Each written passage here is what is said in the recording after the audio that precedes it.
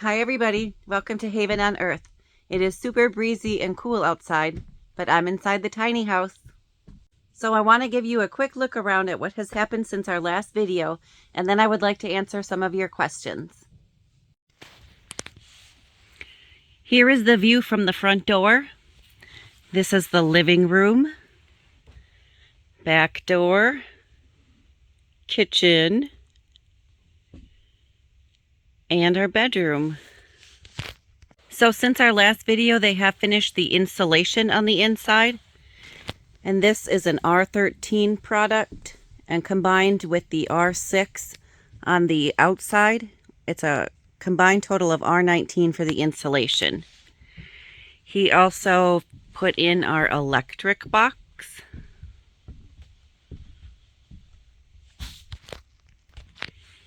And he has the entire house wired.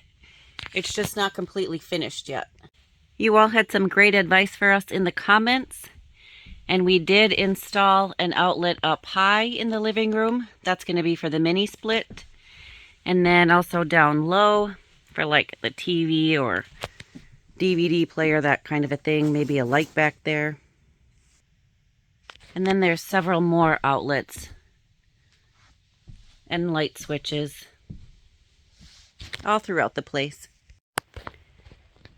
And here is how he has wired the kitchen. You have the stove plug, which is a 220, the refrigerator outlet, and then two outlets up higher. This is where the sink is going to be. So like I'm assuming for the coffee maker, cell phone chargers. This is where the bar is going to be. And I actually just noticed he has another plug down low.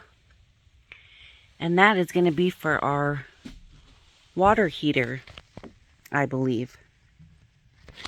And that is where the water heater is going. So I'm assuming that that's what that plug is for. And this is going to be housed in a cabinet in the corner. So you all were very helpful with your comments about a water heating system. It seems you can go with a tankless variety, which either uses electricity or propane, or you can go with the tank variety, which is what Billy recommended for us.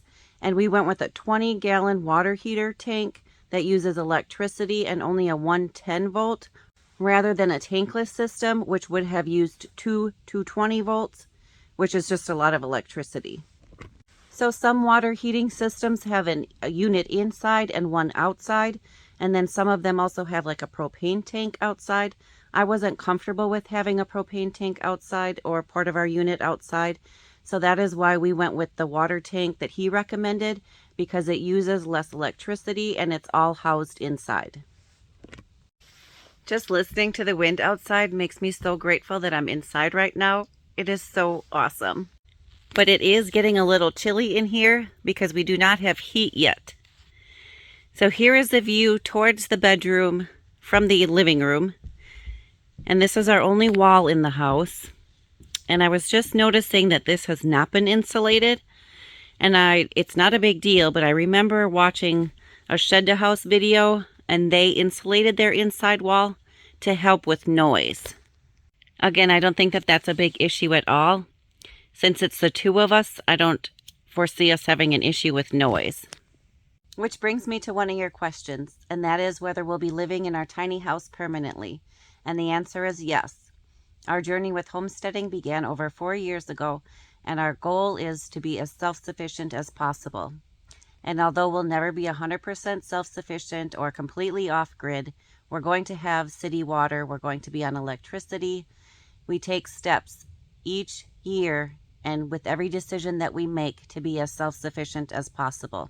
And with the tiny house, it allows us to be able to own it completely, free and clear, without any debt, without any mortgage, and that includes our land as well. So here is our house. The exterior is finished. And our front porch, I'm going to be redoing these chairs. The goats did a number to them, but they will be restored. And this is the back with the back porch. Another question that we were asked is if our house has been built up to code.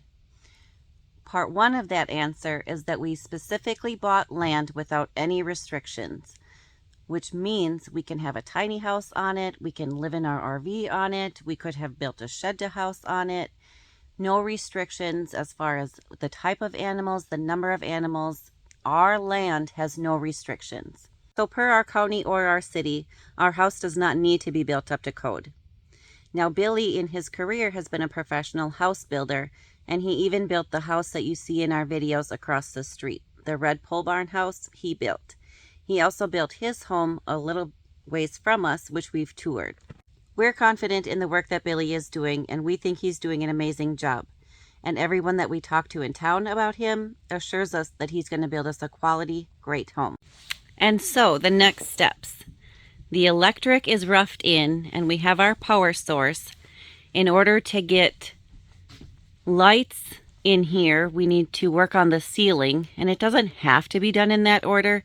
He just said that it's a lot more work to install the ceiling fans and then try to install the ceiling around them. So the ceiling is on the agenda. Once the ceiling is in, we can install the ceiling fans and the lights, and then we'll have light. At this point, my main goal is to make this livable. And as far as that for me is concerned, we need lights and we need heat. In order to get the heat, he recommended that we finish this wall, and then he can install our mini split system, which I believe is going to go up there. However, according to Billy, our next step is to fix our septic system and to do the plumbing. And that is the current state of our septic system. He can't get back until next week. And this also requires loads of gravel, so I'm not sure how long that's going to take. It's also going to be pretty pricey at around $1,400 to $1,500 just to get it fixed. And that's been one of your other questions. Where's the bathroom going and what is our plan? Our plan is actually a work in progress. So we just talked to Billy yesterday about fixing the septic system, and I didn't want to pay that much just to fix it. And we were considering a compost toilet or even an electric toilet, but then we would still have wastewater. And so Jason and I decided we're just going to pay for it to be fixed, and we're going to go with traditional plumbing. So that was in the works until yesterday when we actually made a decision and just went a traditional route. I'm not thrilled with the cost, and although I did research alternative methods, I think going the traditional route is going to be the quickest and the easiest at this point. And that being with our number one goal of getting our space livable as soon as possible. So that decision was just made yesterday based on Billy stating that our next task is the plumbing and that he couldn't move forward with the plumbing without the tub and toilet here.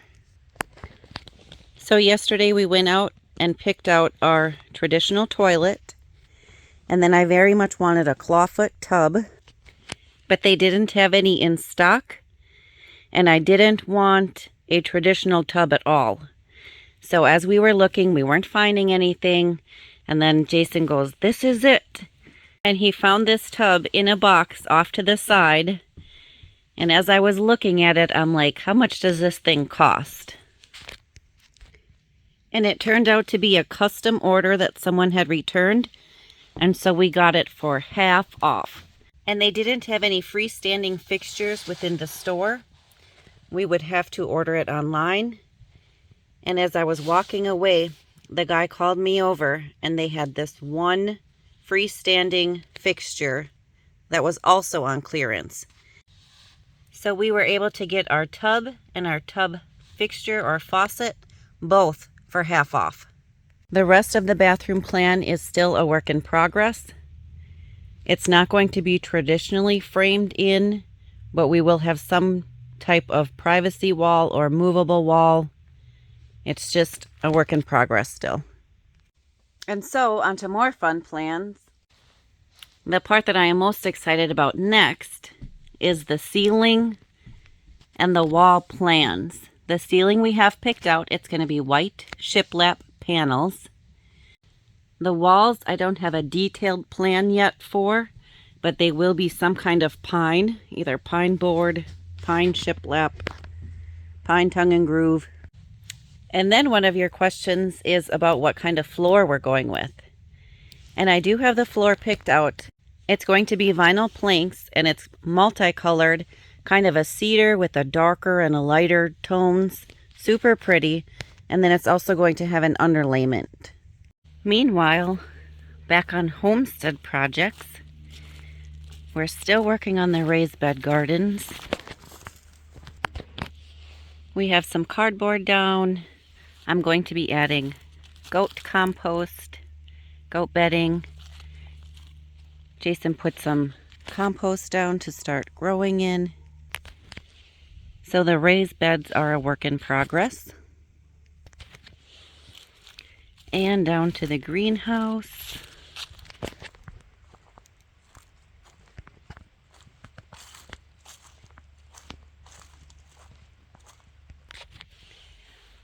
We've hauled most of the compost that I'm going to need into here, and I started working on a pathway. So that is still a work in progress. I did get my shelves for seeds starting out of storage.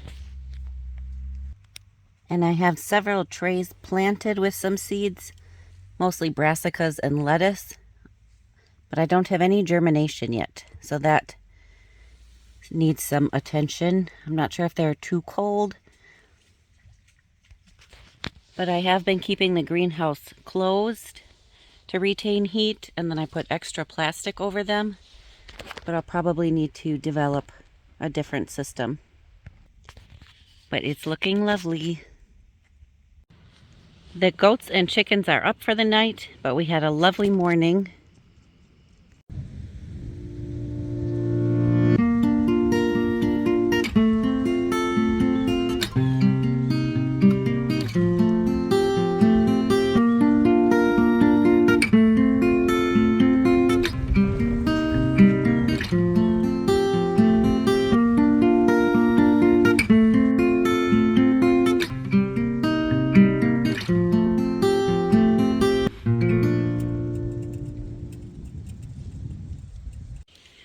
Jason's been continuing to work splitting his wood, and per your suggestion, we'll be putting the wood on pallets to keep the moisture off the bottom. So thank you for that feedback. And what we consider major news or a major accomplishment around here is that we finally have our gates installed. So our whole 2 acres is now completely fenced, which is wonderful. That is an enormous amount of peace of mind, because it means we can let the dogs out and let them run freely, and it will keep out the loose dogs, which will protect our chickens, our dogs, and our bunnies. Huge accomplishment. I'm super excited for everything that's yet to come. I think it's going to be awesome. I'm excited to be on this journey. I thank you for all your tips and suggestions and comments. I thank you for watching, and I hope you have an awesome, amazing day.